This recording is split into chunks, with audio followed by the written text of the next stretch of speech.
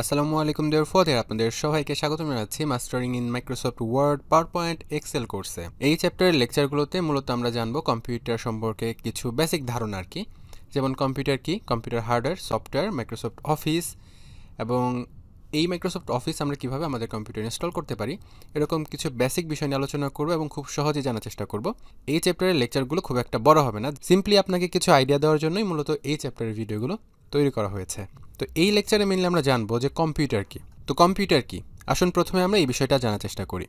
Computer হচ্ছে একটা electronic machine, যেটার মাধ্যমে আমরা এই কম্পিউটারের মধ্যে আমরা ডেটা রাখতে পারি, সংরক্ষণ করতে পারি এবং আমরা চাইলে সেই ডেটাগুলা পুনরায় দেখতে পারি, আমরা সেই ডেটাগুলা নিয়ে অ্যানালাইজ করতে পারি, সেই ডেটাগুলাকে প্রসেস করতে পারি, সেই ডেটা নিয়ে বিভিন্ন ধরনের কাজ আমরা করতে পারি।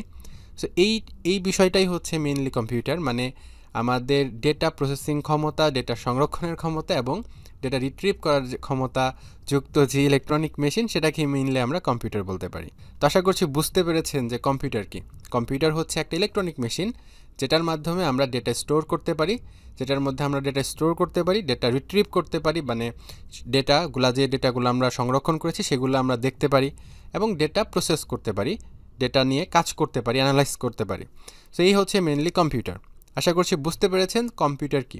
আমরা আগামী লেকচারে ছোট করে জানার চেষ্টা করব কম্পিউটার হার্ডওয়্যার কি এবং তার পরবর্তী লেকচারে জানবো কম্পিউটার সফটওয়্যার কি।